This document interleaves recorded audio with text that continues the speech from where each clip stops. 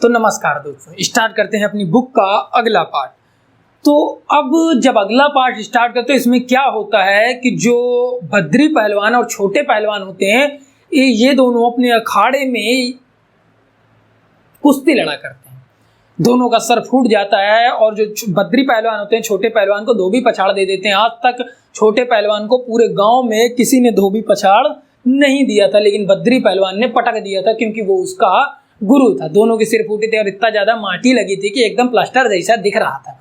इसके बाद क्या होता है कि गेहूं पे चर्चा स्टार्ट हो जाती है कि गेहूं यार कोई गरीब आदमी खा नहीं सकता, सोने जैसा महंगा होता है। एक समय था हमको विदेश से मंगाना पड़ा था और ये है वो है। आजकल गरीब आदमी के पास गेहूं नहीं जाता, सब साले शहर वाले भर लेते हैं, जितने वैश्य होते हैं ये सब रख लेते हैं, वगैरह वगैरह। काफी सारी बातें इस पर होती रहती है। और इतने में जो थोड़ी सी बात आती है तो जो बद्री पहलवान होता है ये छोटे पहलवान को बुलाता है पास में, कहता है कस्बे तुमने जो बेला थी उसके विषय में क्या अफवाह फैला दी है, और कोर्ट में जाकर के जब रमाधीन का मुकदमा चल रहा था तो उस समय तुमने क्या गवाही दी थी कि बेला ये करती है वो करती है, इसका चरित्र नहीं अच्छा, ऐसा वैसा। उसने कहा बोलने से थोड़ी कुछ ना हो जाता, मैंने ऐसे ही बोल दिया था, वो बहुत अच्छी है वगैरह। कहता है तमीज से, अब वो मेरी होने वाली धर्म पत्नी यानी होने वाली तुम्हारी भाभी है, साले उसके विषय में ऐसा कहते हो, अब ना कहना। वो कहता है अच्छा गुरु अब नहीं कहूंगा। जो छोटे पहलवान होते हैं बद्री पहलवान को गुरु कहा करते हैं, और कहता है कि आज से अब से नहीं कहूंगा और दूसरे ही दिन से, मतलब आज से अब से नहीं कहूंगा और दूसरे ही दिन से लोग बद्री पहलवान को बड़ी तिरछी निगाह से यानी शक की निगाह से देखने लग जाते हैं। यानी मतलब समझ गए, सबको फैला देता है बातें, सबको बता देता है। इसके बाद क्या होता है, जो रुप्पन बाबू होते हैं जब उनको पता चलता है कि बेला और बद्री की शादी होने वाली है तो बड़े दुखी हो जाते हैं। इधर वैद्य जी भी दुखी रहते हैं क्योंकि उनका जो शासन था उनके हाथों से छिनने वाला था, क्योंकि खन्ना मास्टर ने कहा था कॉलेज में बदलाव की जरूरत है और एजुकेशन ऑफ डायरेक्टर वहां से आने वाले थे, और जो वैद्य जी थे इनके हाथों से पावर छिनने वाली थी। इधर रंगनाथ जब अलग, रंगनाथ अपनी पहचान बनाने के, रंगनाथ की अपनी अलग पहचान बन चुकी थी, बद्री की अपनी अलग पहचान बन चुकी थी, क्योंकि बद्री की पहचान तो ज्यादातर वैद्य जी से थी। अब इसके बाद क्या होता है, रुप्पन बाबू को जो भौकाल था उनका ज्यादा मन नहीं लगता था, थोड़ा बड़ा इधर उधर कर लेते थे।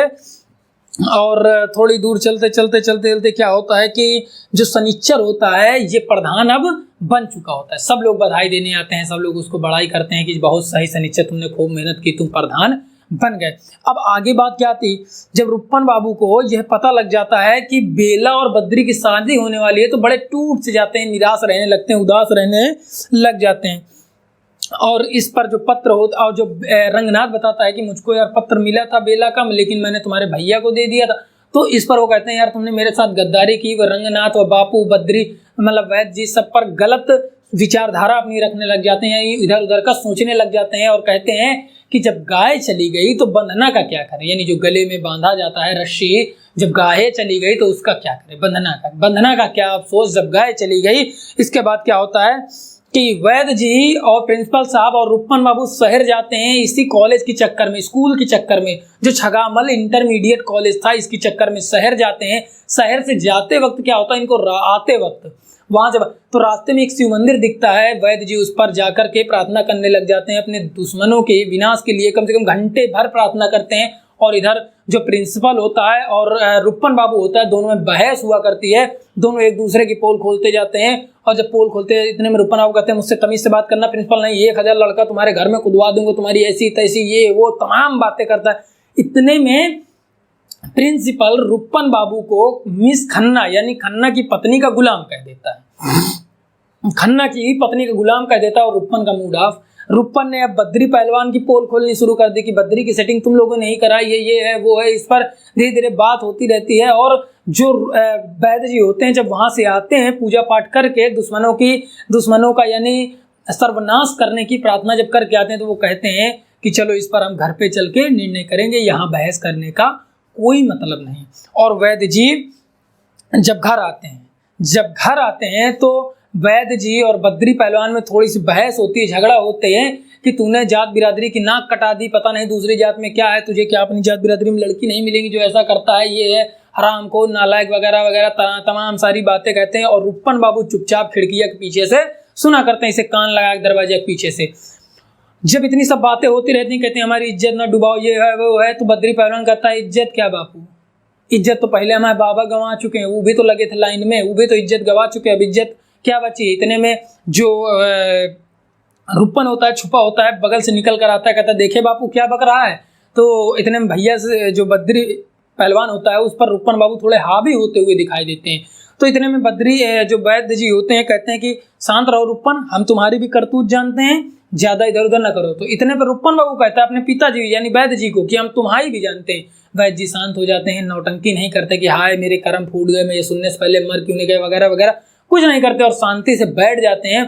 कहते हैं ठीक है, जब तुमको समझ आ जाएगा तो तुम लोग शांत हो जाओगे, लेकिन ये तुम लोग गलत कर रहे हो। और जो इधर जब इतनी सब हो जाता है तो जो बद्री होता है, बद्री पहलवान रुपन बाबू की गर्दन ऐसे पकड़ के वहीं जाके अभेड़ देता है, कहता है ज्यादा बातचीत किए तो यहीं पटक के मारेंगे साले, छोटा है छोटे तरीके रहा कर, अपन नहीं नेतागिरी स्कूल में चलाना, अब घर में नेतागिरी नहीं चलाना। और इतना सब होने के बाद सब बड़े उदास, बद्री उदास, वैद्य जी उदास, रुपन बाबू उदास, सब अलग अलग थोड़ा सा हो जाते हैं। और जब सुबह होती है तो रुपन बाबू चाय पीने के लिए एक दुकान पर जाते हैं। वहां पर वही लंगड़ा जो नकल लेने के लिए शुरू में आया था शहर यानी शिवपालगंज, जब आया था शिवपालगंज तहसील लगती तो वहां पर आया था नकल लेने, और उसे नकल 5 रुपए के पीछे नहीं ली थी। आज 4 साल बीत चुके थे और उसे नकल नहीं मिली थी। केवल ईमानदारी के पीछे के लूंगा तो ईमानदारी से लूंगा नकल, अन्यथा नहीं लूंगा। वही लंगड़ा वही दुकान पर बैठा था और माथे पर हाथ धरे रो रहा था, कह रहा था रुपन बाबू हम गांव चले गए थे और हमारी नकल मिलनी थी और हमारी तबीयत खराब थी, 20 दिन के लिए गए थे और नकल हमारी आई और 15 दिन रखी गई, उसके बाद फाड़ के फेंक दी गई और सर पटक कर वहीं रोने लगा। एक आदमी वहीं पर बैठा था, वो मजाक उड़ा रहा था लंगड़े का। इतने में रुपन बाबू का मूड खराब, कहा साले अब बोले तो पटक के मारेंगे, तुम्हारे नटई पे लात धर देंगे यानी गर्दन पर लात रख देंगे। इतने में और लंगड़े को रुपन बाबू दूध पिलाते हैं और उसकी काफ़ी मदद करते हैं, हेल्प करते हैं और सहानुभूति देते हैं कि यार तुम भी क्यों पीछे पड़े, 2 रुपया दे देते तो क्या बिगड़ जाए। इतने में लंगड़ा कहता है कि रुपन बाबू तुम क्या जानो कि शान क्या चीज़ होती है, देख 4 साल से बैठा है, कहाँ 3 घंटे का काम था। इसके बाद रुपन बाबू अपना टूटा हुआ दिल लेकर के यस्सी एरिया में जाते थे। उस समय क्या होता था कि यस्सियों का एक अलग एरिया होता था जिसमें उच्च जाति के लोग नहीं जाया करते, लेकिन रुपन बाबू उसका मुआयना करने जाते हैं। वहां से जो भी देखता है रुपन बाबू को सलाम कर देता है। औरतें अंदर चली जाती हैं, जो खटिया पर यानी चारपाई पर, बेड पर, तखत पर, कहीं भी जमीन पर कहीं भी बैठे लेटे हो उठकर खड़े हो जाते थे। बच्चे दौड़कर पैर छूने चले जाते थे और ऐसा मुआयना करते हुए रुपन बाबू अब उस एससी एरिया से जब बाहर आते हैं, इधर जो अब सनिच्चर था जो प्रधान बन चुका था उसने दुकान खोल ली थी।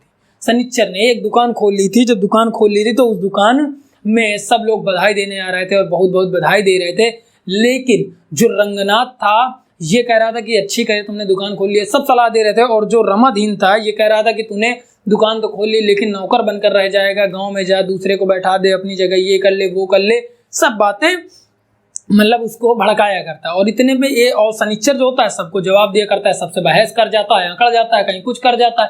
तो इतने में एक मुहावरा आता है कि इसका इस बुक में है मुहावरे, मैं अपने मन से नहीं बता रहा, इस बुक में है।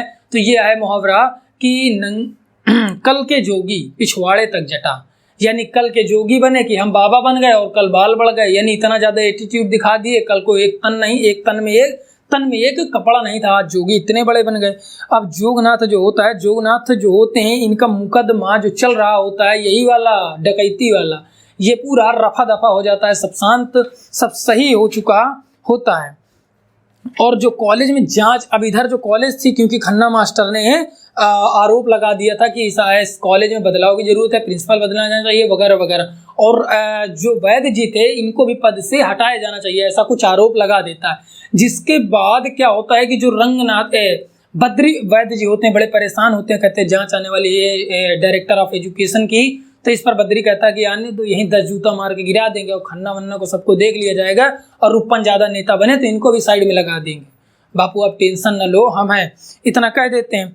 अब जो वैद्य जी होते हैं इनको चैन तो पड़ने वाला नहीं था, इतने दिनों से अधिकार हाथों में था, अब जाने वाली थी, शक्ति हाथों में थी, पावर हाथों में था, जाने वाला था। 10 चक्कर शहर के लगाए, कहीं अपमान सहा, कहीं कुछ सहा, किसी ने बैठने को नहीं दिया, किसी ने कुछ नहीं, कई जगह से अपमान सहते हुए अब घर को अपना जैसा मुंह लेकर चले और कहा कि आपको इस्तीफा दे देना चाहिए जिससे आपका चारों तरफ सम्मान होगा। वैद्य जी सोचते हैं कि सही कह रहा है यार, अगर दे दूंगा तो सम्मान ही होना है, तो उन्होंने इस्तीफा देना अब मंजूर कर लिया था कि ठीक है मैं इस्तीफा दे दूंगा। और जो बद्री और बेला की शादी थी, इसके लिए वैद्य जी गया दिन के घर जाते हैं। गया दिन के घर जाते हैं, कहते हैं कि ये एक आदर्श शादी मानी जाएगी। अगर आप जाति पाति में विश्वास नहीं करते हैं तो ये एक आदर्श शादी मानी जाएगी, यानी समाज के लिए एक अलग सोच विकसित करने की शादी मानी जाएगी। और ये सब कहते रहते। इतने में गया दिन कहता है कि तुम तीनों बाप बेटे और जो तुम्हारे सांड हैं दोनों, इनको तमीज में, इनको काबू में क्यों नहीं रखते? तुम लोग शायद गांव में किसी को जीने नहीं दोगे क्या चैन से?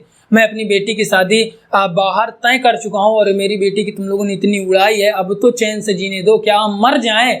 वैद्य जी कहते हैं सॉरी, गलती हो गई, मुझे माफ़ कर दीजिए, मुझे नहीं पता था कि आप अपनी बेटी की शादी बाहर तय कर रहे हैं और जो अफवाहें उड़ रही हैं इसके लिए मैं क्षमा चाहता हूँ। और वैद्य जी वहाँ से वापस चले। और ये जो रमादीन होता है, सॉरी गया दिन होता है, इस बेला का पापा, बेला का पिता, बाप, ये क्या करता है, एक लड़का आता है एक समय जब सैनिचर प्रधान बन जाता है और दुकान खोलता है, तो वो जनसंख्या वृद्धि पर अपना लेक्चर देने के लिए गांव आता है। अच्छा खासा पढ़ा लिखा होता है। वो बताया करता है कि अगर आपके घर में 250 लीटर, अगर 2 बच्चे हैं तो 250 ग्राम दूध में सब लोग खा लोगे, लेकिन अगर 10 बच्चे हैं तो सब भूखों मरेंगे। ये होता है जनसंख्या के वृद्धि के कई सारे नुकसान बताता है, और जनसंख्या जब वृद्धि रोकी जाती है उसके लिए कई सारे लाभ बताता है। यानी छोटा परिवार सुखी परिवार का लेक्चर देने आता है। और जब जाया करता है गांव से बाहर तो उसके पीछे कुत्ते पड़ जाते हैं। और गया दिन के घर के सामने वो रुकता है, गया दिन उसे चाय नाश्ता पानी देता है, उसकी जाति पूछता है, कुल पूछता है, सब कुछ सेम होता है कि यार ये भी मेरी जाति का। और गया दिन उसके गांव जाता है, यानी शहर जाता है, और शहर में जाकर उसके पिता से सारा रिश्ता तय करके आता है